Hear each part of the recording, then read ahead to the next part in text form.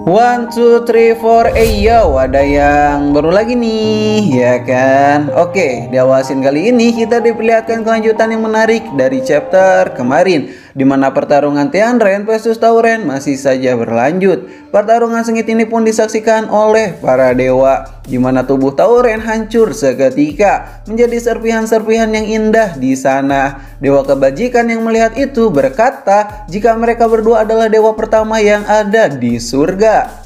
Dewa Guan Yin yang belum connect masih tak mengerti itu semua. Berbeda halnya dengan Tagata, di mana ia langsung ngeh jika yang dimaksud adalah Dewa Agung. Apakah mungkin mereka berdua adalah Dewa Agung yang terpecah menjadi dua? Dan sepertinya mereka berdua memang sumber sekaligus akar dari surga 34 ini. Yes, tubuh Tauren hancur seketika. Akulah pemenangnya, ucap Tianren. Namun tiba-tiba serpihan-serpihan putih itu pun kembali berputar serta berhasil menembus tubuh Tianren yang buncit itu. Tianren yang kaget berkata, "Sial, kau ini." Pertarungan mereka pun makin gila saja, di mana Tauren dalam sekejap mata menjadi beberapa bayangan di mana-mana. Perut Tianren saat ini tertusuk oleh Tauren dari segala arah, yang membuat Tianren kesakitan begitu saja. Yamete Kudashi.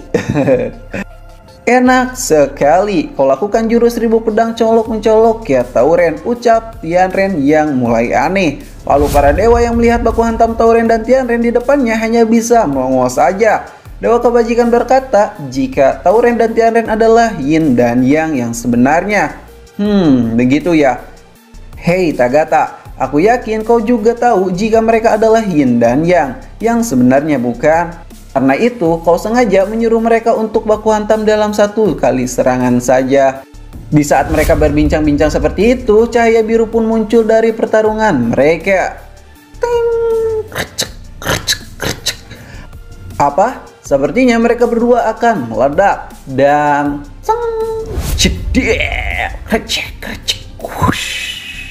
ledakan super dahsyat pun terjadi di sana. Para dewa pun menghindar begitu saja dan terkaget-kaget saat melihatnya. Dewa Guan Yin dan Tagata masih saja kebingungan dengan apa yang terjadi kepada dewa kembar itu. Namun tiba-tiba senyuman jahat dari dewa katak pun kembali diperlihatkan, di mana ia berpikir, "Ahai, inilah yang ditunggu-tunggu. Perfecto, sesuai rencanaku." Lalu dari ledakan dahsyat mereka itu pun terlihatlah cahaya di depan mereka dan keluarlah seseorang di sana. Para dewa yang melihat itu mulai tak percaya dengan apa yang dilihat oleh mereka, terutama Dewa Guan Yin dan Tagata. Hah? Bukankah itu? Akhirnya teman lamaku telah kembali. Sosok itu pun melayang begitu saja. Dan sosok itu adalah Dewa Agung Tianli, dewa pertama surga dan dewa legenda. Kini sosok itu ada di hadapan mereka semua, meski dengan kondisi fisik yang begitu aneh, seperti masih belum sempurna dan lemas begitu saja. Tagata yang melihat itu langsung memberikan salam kepada dewa dari para dewa, sementara Dewa Guan Yin hanya diam begitu saja. Itulah dewanya para dewa, Dewa Agung Tianyi, dewa sejati. Lalu Dewa Katak yang masih saja memiliki rencana jahatnya itu mulai berpikir jika kemunculan Dewa Agung Tianyi di hadapannya saat ini adalah momen yang sangat bagus. Karena dengan begitu ia bisa membalaskan perlakuan seenak jidat roh bumi merah sebelumnya, yang benar-benar mempermalukannya sebagai salah satu dewa kuno. Kalau begitu aku hanya perlu mengembalikan Dewa Agung Tianyi ke mode fitnya lagi. Aku memiliki tujuan sendiri di dalam hidupku ini.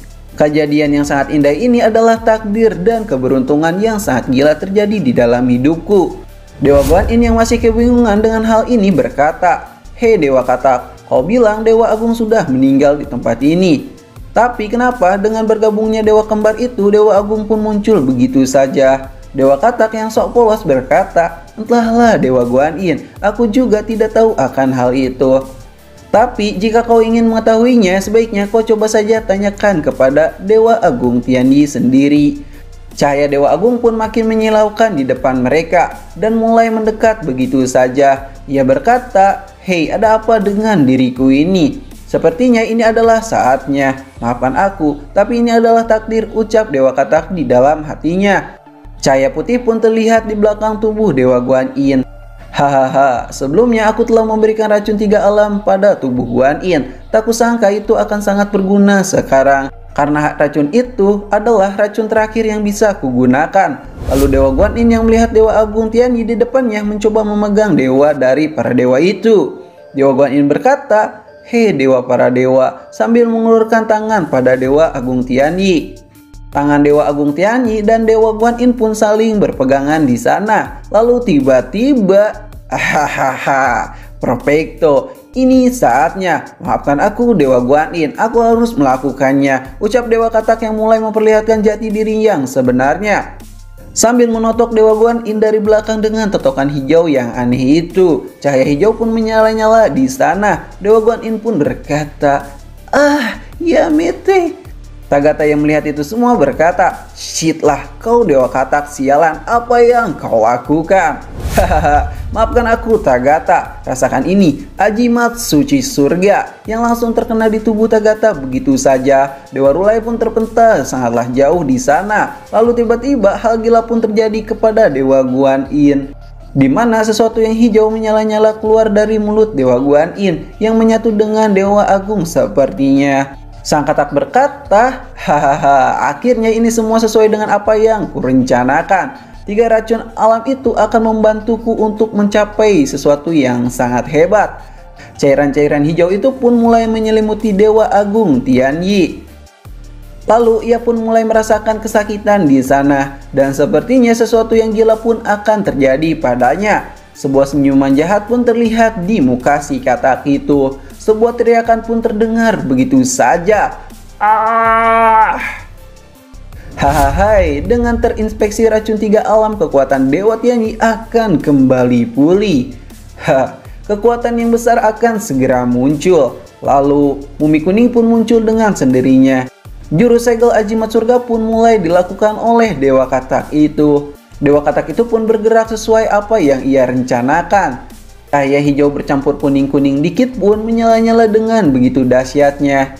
Tagata yang melihat itu berkata, "Hei Katak sialan, hentikan itu semua."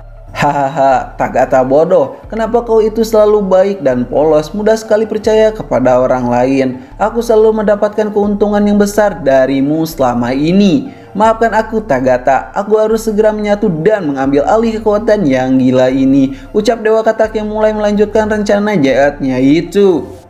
Sial, aku terlambat. Lalu cahaya hijau itu pun makin lama makin mengecil di sana. Dewa kebajikan pun mulai terlihat berdiri di depan mereka dengan cahaya kuning di depannya dan cahaya hijau yang menyelimuti dirinya itu. Proses gila pun telah selesai. Inilah tujuanku, aturan 15 hukum telah ditutup dan sekarang aku mendapatkan kekuatan dari dewanya para dewa. Guan Yin, Tagata, terima kasih atas semua ini. Berkat kalian, aku bisa mendapatkan kekuatan gila ini. Aku akan membalas perbuatannya. Dia akan menderita di tanganku. Dasar roh mumi merah sialan. Akan kubalas ratusan kali lipat dari apa yang ia perbuat, ucap Dewa Katak yang secara perlahan-lahan mulai berubah begitu saja dan diselimuti oleh cahaya suci yang terang itu. Lalu tiba-tiba Sin pun berpindah lagi ke kerajaan Naga Laut Timur, di mana Sumo mengatakan pesan dari Raja Asura Rau untuk Ause. Memangnya apa yang ingin dia sampaikan kepadaku? Ayahku merasa jika dunia sekarang sedanglah kacau. Sepertinya akhir dari dunia ini akan segera datang. Jadi ayahku mengundang para naga untuk membahas mengenai itu. Sepertinya aku juga merasakan yang sama, ucap Cubaji. Haha, aku tidak yakin Patkai, ucap Ause yang tak percaya. Bagaimana Raja Naga Laut Timur? Nanti akan kubahas dengan para naga lainnya. Soalnya ini adalah hal yang cukup besar juga. Aku percaya para naga dan Asura itu setara. Jika terus begini, yang aku takutkan adalah bangsa Asura dan naga akan segera sirna. Oke lah kalau begitu. Aku akan segera berangkat sekarang dan meminta para naga lainnya untuk beraliansi. Di saat Ause berkata seperti itu, seseorang pun berkata, Raja Naga Laut Timur, kau tak perlu memberitahu mereka. Karena tidak ada waktu lagi, ucap Raja Asura Rau yang sudah ada di atas langit itu. Hah? Ayah, bagaimana bisa ayah ada di sana? Ucap Sumo. Sementara itu, Sin pun berpindah lagi ke hutan labirin, di mana kelompok Tan San Sang pun sudah bersiap-siap mencari jantung bumi. Tan Sanzang mengatakan, segala hal memiliki hukumnya sendiri, bahkan jantung bumi yang tersegel itu. Aku ingin bertanya kepada kalian, apa yang membuat hutan labirin ini tetap lestari atau stabil? Entahlah guru, pertanyaanmu begitu rumit, ucap Sun Wukong.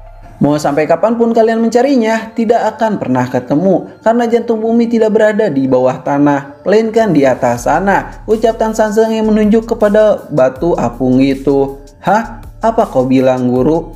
Cahaya batu itu pun mulai semakin menyala-nyala. Hahaha, tak diragukan lagi jika cahaya yang memberikan energi yang tak terbatas adalah jantung bumi itu berada. Karena hutan labirin ini hidup dengan energi itu. Batu apung itu pun mulai retak di sana. Cahaya merah pun terlihat di depan mereka. Tan Sanzang pun mulai berkata, "Tuh kan benar sesuai apa yang kukatakan. Kalian semua, itulah jantung bumi. Akhirnya kita menemukannya. Hahaha. Kau yakin itu guru? Tentu saja." Sementara itu, di atas jalur iblis, roh bumi merah pun mulai melakukan sesuatu dan meningkatkan energi gilanya itu sambil berkata, "Jantung bumi, akhirnya aku bisa merasakan keberadaanmu." Sepertinya mereka nampak sangat semangat ya. Dan chapter kali ini pun berakhir di sini. Terima kasih sudah nonton channel ini. Like aja jika kalian suka, dislike aja jika kalian tidak suka. Kami ceritain pamit dan sampai jumpa di next video ya. Bye bye. Jangan lupa di subscribe.